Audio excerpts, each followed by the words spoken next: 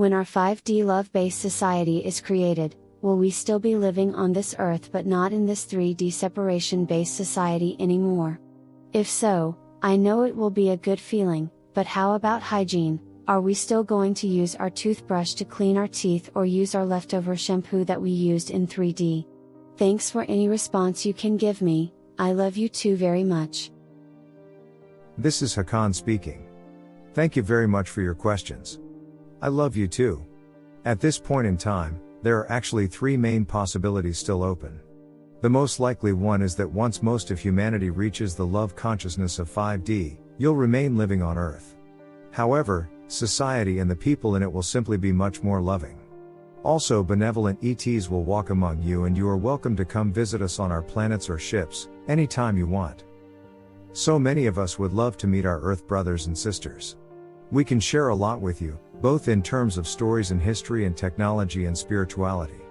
We can also learn a lot from you, because very few of us have gone through what you have gone through. We are very curious to hear what that has been like for you, and we genuinely think you have a lot to teach us.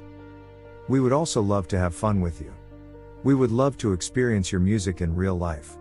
Some of us actually have specific Earthlings that they have observed and who they would love to meet and either befriend or have a romantic relationship with, if the Earthling wants that too. There are also some great foods and drinks that we would love to share with you, and your planet is overflowing with foods that we would love to try. Plus, you haven't seen our dance moves yet. Another possibility is that Earthlings are invited for a time aboard our ships, and then get invited to settle on another beautiful non-Earth world. A third possibility is a mix of the two. The most loving Earthlings remain on Earth. The rest are invited onto our ships and are then invited to settle on another world. Which of these is going to happen? It depends on the choices that Earthlings make and the choices that Gaia makes. If possible, we would like that as many Earthlings as possible can live in peace and love and harmony on Earth, with an open invitation to visit any of our ships and worlds whenever they want. But the question is, how do we get from here to there? You probably know better than I do, that a lot of people are currently not very compatible yet with living in a love-based world. I do not judge you for this. I very well may have turned out as a service to self person if I had been born on Earth myself. The level of consciousness of Earthlings is rising very quickly, including in non-visible ways, and we are very pleased with your progress. This does make you more and more compatible with living in a love-based civilization every day. That said, if we consider a scenario where Earthlings' level of consciousness stopped rising as quickly, it might be the best solution to invite some or all of Earthlings directly on our ships so that we can directly heal them and hope that they will get inspired when they see what our love-based society is like. However, one pitfall of just beaming you up and healing you and putting you in a love-based society is that this might not stick once Earthlings are off the ships and are among Earthlings again. We prefer a scenario of more organic growth, where the level of consciousness of humanity keeps growing as it currently is, and Earth society simply evolves into a 5D love-based one, and at some point we can openly land and walk among you. Another pitfall is, we need to ask your permission to beam you up, in order to not violate your free will. What happens with the people who refuse our invitation to come aboard our ships and who are also not yet compatible with a love-based society on Earth? Or if you are evolving pretty quickly but not very quickly, maybe it's best to have those Earthlings who are ready build a 5D love-based society on Earth and to invite a portion of the other Earthlings onto our ships. But again, this might not stick. Ideally, all Earthlings together build a 5D society on Earth. Also, it might happen that Gaia at some point decides to do something that she is going to cause such floodings that almost everyone on the planet is going to die, which would force our hand into the invite all Earthlings onto our ship scenario. In this case, you will be clearly invited onto our ships before that happens. This is a very dramatic scenario, but if it happens, you will get a timely invitation onto our ships. As for hygiene, we would consider almost all of your water and your food to be polluted. If you keep eating polluted food in 5D, you will need to brush your teeth or risk teeth decay. However, you will also have available delicious and healthy foods that will not require brushing afterwards.